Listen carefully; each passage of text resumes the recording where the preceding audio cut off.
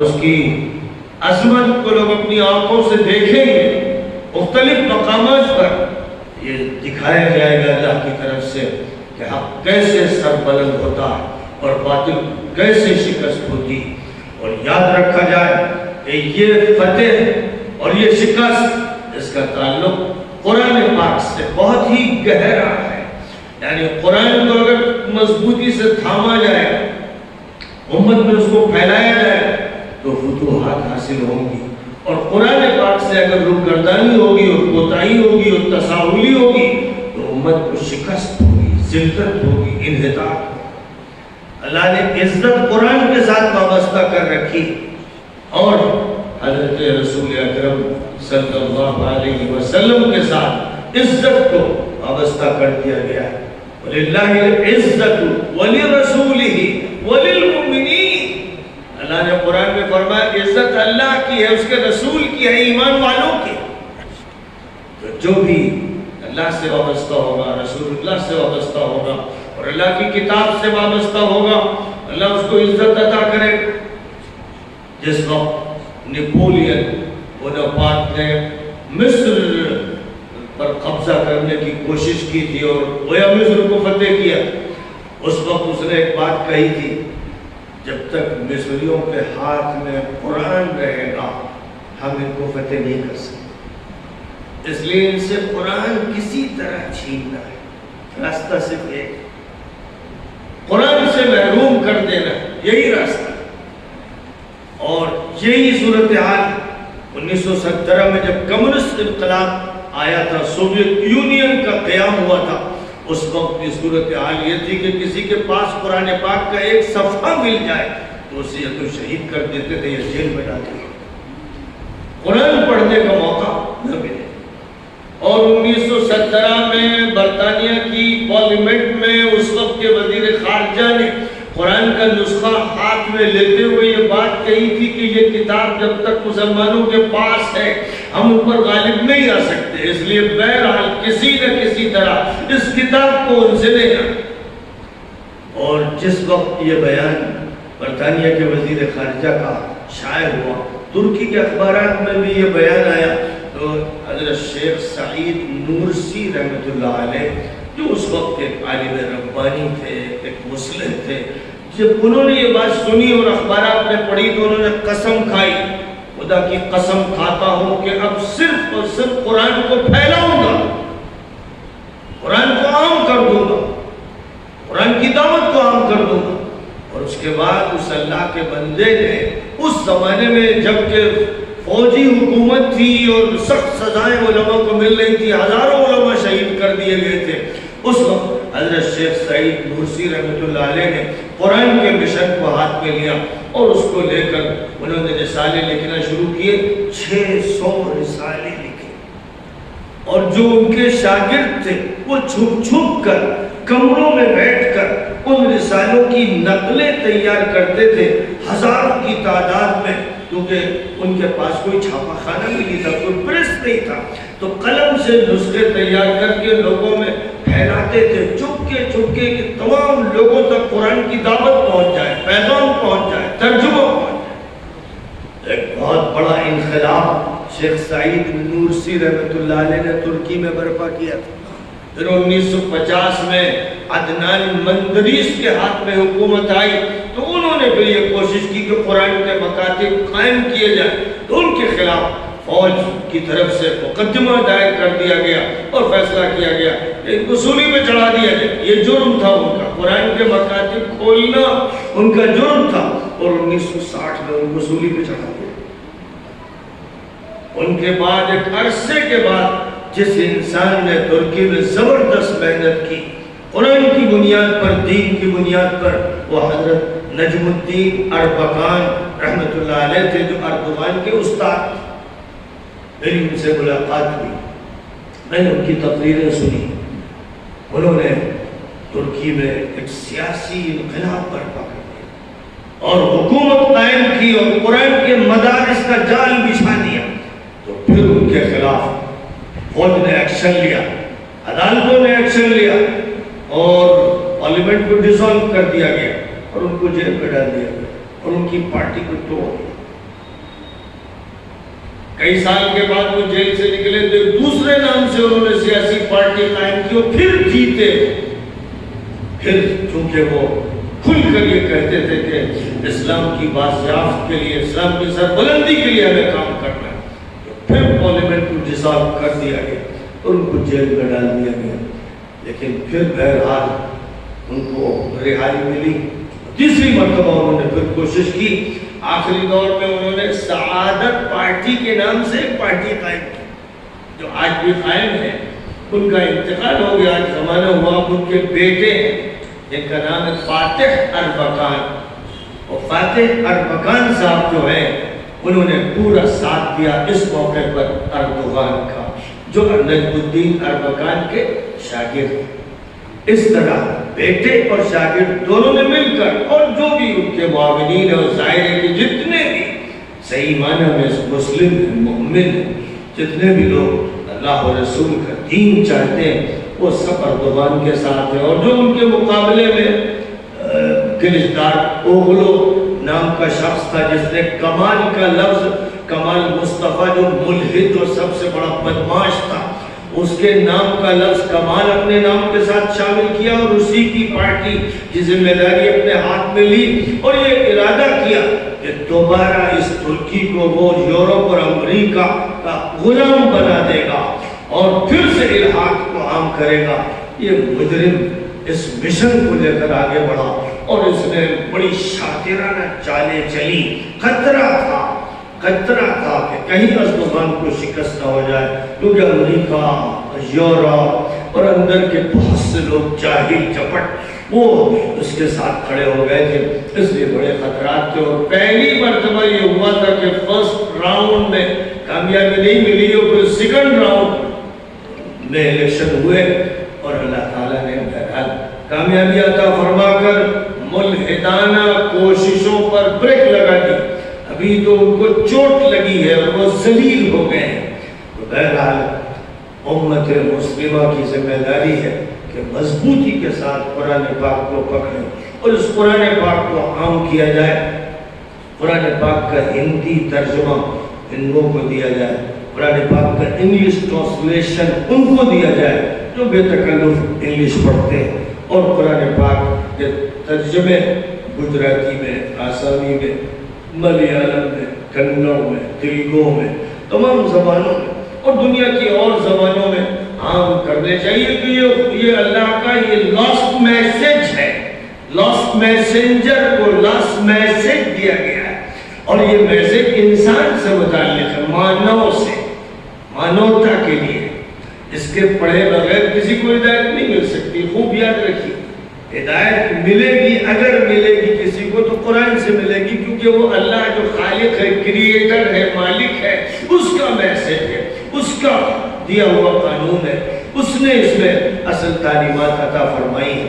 اس لیے یہ عنوان تو بڑی اہمیت رکھتا ہے، لیکن افسوس یہ ہوتا ہے کہ قرآن کا پیغام انسانیت کے نام اور جلسہ مسجد کے چار دیواری میں. یہ جلسہ ہونا چاہیے مندر میں، گردوارے میں، چرچ میں، کلیسا میں، سینیگاگ میں، یونیورسٹیز میں، کالجز میں، کورٹ میں، بار ایسوسیشن میں. کوئی جگہ ایسی باقی نہ ہو جہاں قرآن کا پیغام انسانیت کے نام بیان نہ کیا جائے. بات ہو رہی مانوتا کی، بات ہو رہی انسانیت.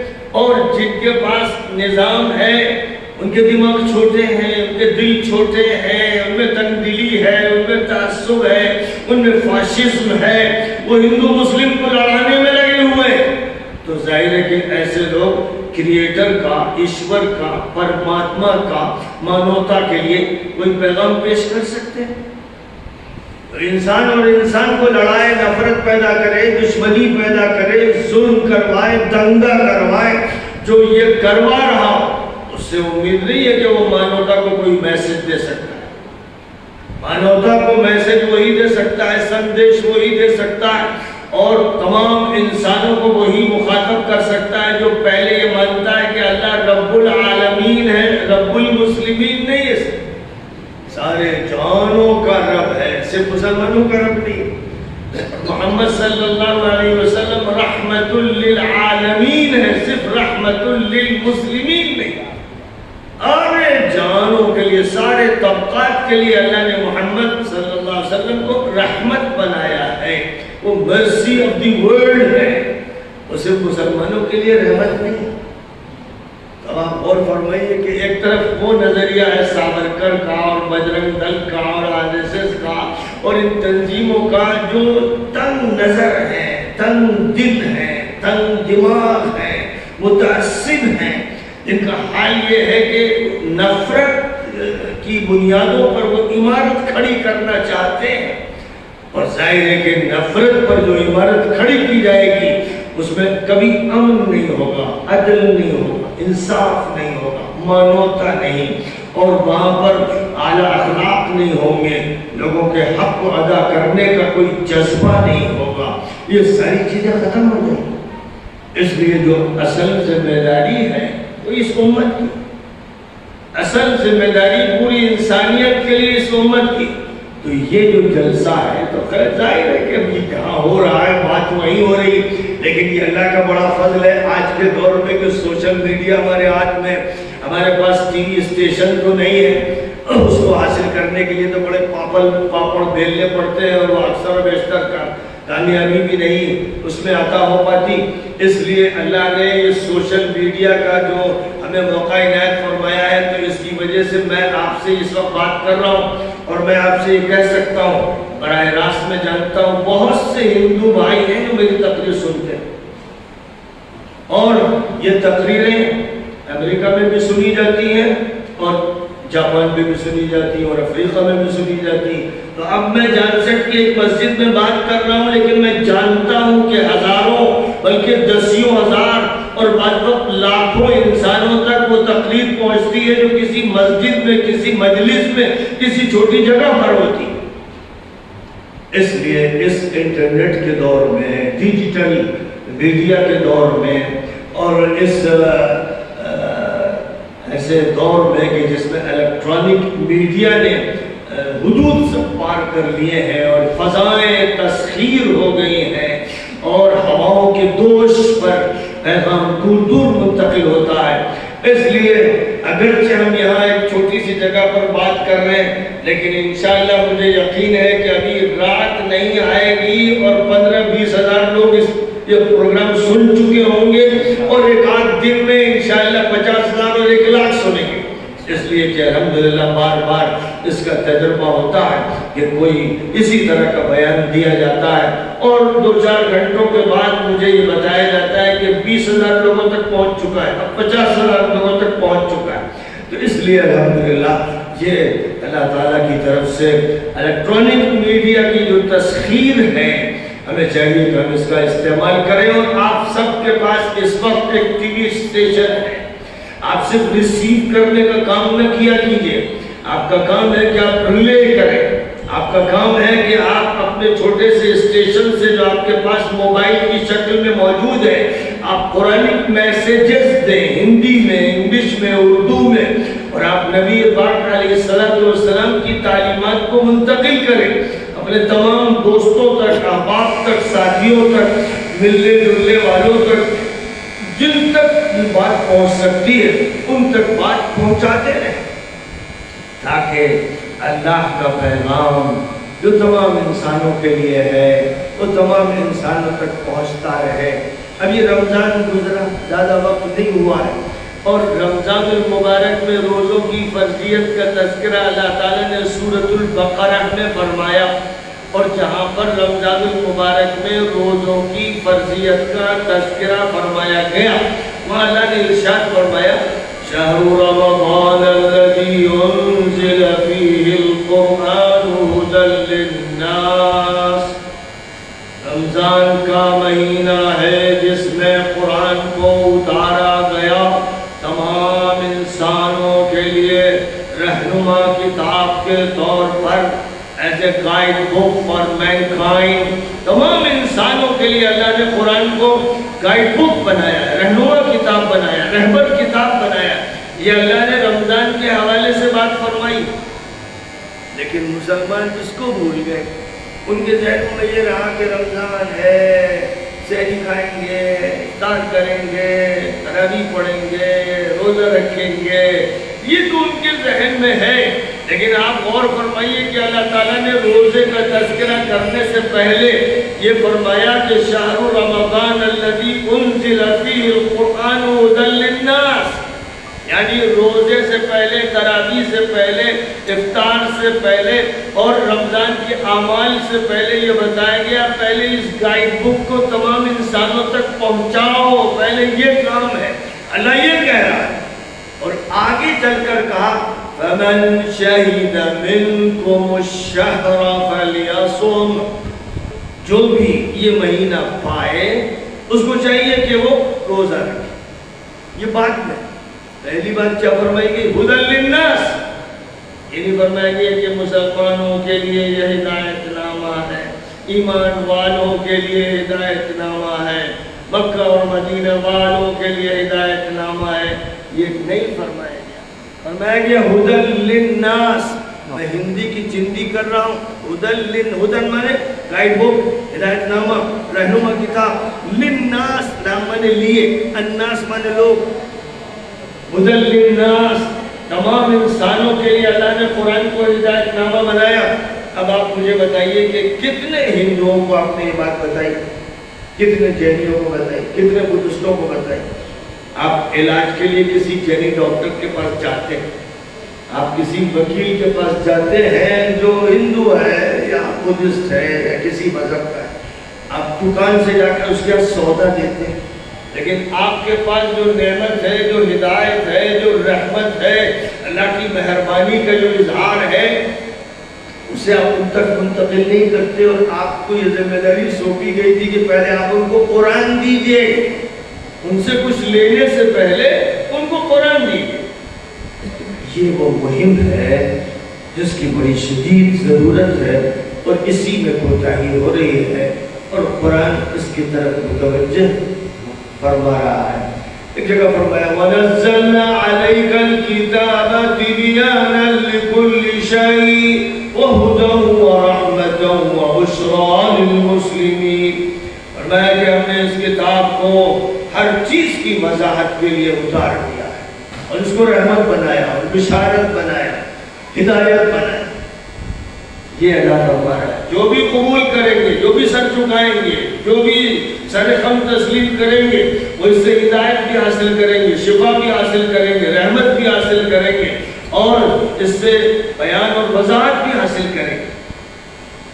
یہ قرآن پاک کی جو خصوصیات ہے وہ اتنی ہے کہ اگر ان پر تفصیل سے بات کی جائے تو گھنٹوں کیا کئی رات کئی دن ناکافی ہے. سورۃ الفاتحہ سے سورۃ الناس تک 114 صورتیں ہیں. 114 صورتوں میں 6000 سے زیادہ آیتیں ہیں. ہر آیت کا ترجمہ کیا جائے اور تفسیر کی جائے تو ایک آیت کی تفسیر میں ایک رات گزر جائے گی. تو 6000 راتیں چاہیے، 6000 دن چاہیے، وہاں تک یہ دن ملیں گے اور راتیں ملیں گی. اس لیے ظاہر ہے کہ کسی بات کو مفصل بھی کہا جا سکتا ہے، مختصر بھی کہا جا سکتا ہے. یہ سلسلہ سفروں کا ہے. جانسٹ تو میرے لیے ایسا ہی ہے جیسے اپنا گھر ہو. اور حضرت مولانا مستفیض الرحمن صاحب رحمۃ اللہ علیہ کی یادیں دماغ پر نقش ہیں. بڑے بزرگ تھے، بڑے صالح تھے، بڑے اللہ والے تھے. مدرسہ طیبہ کے وہ بانی رہے حضرت مولانا حسین احمد مدنی رحمۃ اللہ علیہ کی ہدایت پر وہ مدرسے کے لیے وقف ہو گئے اور پھر اس مدرسے کو چلاتے رہے. اور اخیر وقت میں میری ان سے ملاقات ہوئی، کوئی جان پہچان نہیں، کوئی تعارف نہیں، لیکن وہ ایسے ربانی انسان تھے اور للہ فی اللہ کام کر رہے تھے کہ پورا مدرسہ میرے حوالے کر دیا. بہرحال اسی کا یہ فیضان ہے کہ پھر میں بار بار حاضر ہوتا رہا اور مدرسے کی ترقی کے بارے میں سوچتا رہا، اسکول کے قیام کے بارے میں سوچتا رہا. اور پھر باہر بھی زمین پر مدرسہ قائم کیا گیا، اس میں توسیع ہو. ضرورت اس بات کی ہے کہ آپ ہر بچہ پہلے قرآن پڑھے. آپ اس کو ہندی پڑھائیے، انگلش پڑھائیے، سائنس پڑھائیے، میتھ پڑھائیے، سب کچھ پڑھائیے، لیکن سب سے پہلے بچے کی زبان پر عربی کے الفاظ، عربی کے حروف، قرآن کے حروف جاری ہونے چاہیے.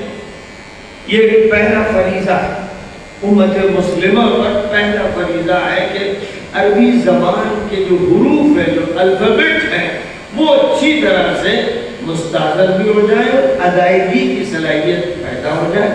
اور پھر جب آپ قرآن اچھی طرح پڑھنے لگے تو اس کے بعد پھر اور چیزیں پڑھیے. لیکن پہلے اگر آپ ہندی پڑھائیں گے بچے کو اور انگلش پڑھائیں گے تو کبھی اچھا قرآن پڑھ ہی نہیں سکتا، کبھی نہیں پڑھ سکتا. اگر کسی کی زبان پر ٹھیٹ ہندی کے الفاظ چڑھا دیے گئے اور انگلش کے الفاظ چڑھا دیے گئے تو اکثر و بیشتر ہوتا ہے کہ قرآن پاک کے جو آسمانی الفاظ ہیں، ربانی الفاظ ہیں، رحمانی الفاظ ہیں، پھر زبان ان کے لیے آمادہ نہیں ہو پاتی ہے. اسی لیے زمانہ گزر جاتا ہے اور پڑھتے بسم اللہ الرحمن الرحیم الحمدللہ رب العالمین. یہ ایسے ہی سمجھیے کہ اس سے قرآن کی آپ نے قبر کھود دی. چونکہ الرحمن الرحیم ہے یہ بسم اللہ الرحمن الرحیم، چھوٹی ہاں رحیم اور بڑی ہاں رحمن الرحیم. اگر کسی نے رحیم پڑھ دیا تو اس نے قرآن کی ہڈی توڑ، اس نے تباہی مچا. اور اگر کسی نے پڑھا الحمدللہ رب العالمین تو اس نے قرآن میں تحریف کر دیا. الحمد کے معنی ساری اللہ کی تعریفیں اور الحمد کے معنی اللہ کو نعوذ باللہ موت آئے. غور فرمائیے کہ اندازہ نہیں، احساس نہیں. وہ سوچ رہے ہیں کہ ٹھیک ہے الحمدللہ رب العالمین. اکثریت یہ کر رہی ہے اور اس اکثریت کو پتہ نہیں کہ آپ کیا پڑھ رہے ہو. وہی الحمد نہیں پڑھا جائے، الحمدللہ رب العالمین. عالم کے معنی جہان اور عالم کے معنی جس سے درد پہنچایا جائے، تکلیف دی جائے. زمین و آسمان کا فرق. تو قرآن میں تحریف ہو جاتی ہے اگر قرآن کے حروف صحیح طور پر زبان پر نہ چڑھائے جائیں. اس لیے کم از کم 66 والوں یہ تو طے کر لو کہ کوئی بچہ کوئی بچی بھی قرآن سے محروم نہیں رہے. ہم کو قرآن پڑھائیں گے، عربی زبان پڑھائیں گے، انگریزی بھی پڑھائیں گے، ہندی بھی پڑھائیں گے، اور میتھ بھی، اور جنرل نالج بھی، اور سائنس بھی. یہ سارے موضوعات جو دنیا کے لیے مطلوب ہے وہ بھی، اور وہ اصل مضمون جس سے ہدایت ملتی ہے، ہر طرح کی ہدایت، وہ قرآن پاک ہے. اس کو کام کر رہا ہے. بہرحال مجھے ابھی آپ کے درمیان سے بہت ہی جلد ہاپوڑ جانا ہے. وہاں پر بھی ایک پروگرام ہے مختصر سا، اور پھر وہیں سے لکھنؤ کے لیے ٹرین ہے. اس لیے آج کی اس نشست میں اختصار کے ساتھ بات عرض کی جا رہی ہے، اور پھر کسی موقع پر اچھے بڑے پیمانے پر یہاں جیسے پروگرام ہوتے رہے تھے پھر ہونے چاہیے. اور کوئی جگہ پر ایسے ہو کہ جس میں ہندوؤں کو بھی بلایا جائے، سکھوں کو بھی بلایا جائے، سنی شیعہ بریلوی دیوبندی سب ہوں، جو کہ سب مسلمان جو ہیں وہ ایک ملت کے افراد، اور تمام انسان جو ہیں وہ ایک پریوار کے افراد ہیں. سب کے باپ اور آدم، سب کی ماں حوا، تو سب کا خاندان جا کر وہاں سے جڑتا ہے. اس لیے انسانی رشتہ ہمارا تمام قوموں سے ہے اور اسلامی رشتہ تمام افراد سے ہے، بلا تمیز اور بلا تفریق کے. یہ ہم کو انشاءاللہ مشن دے کر آگے بڑھنا ہے. دعا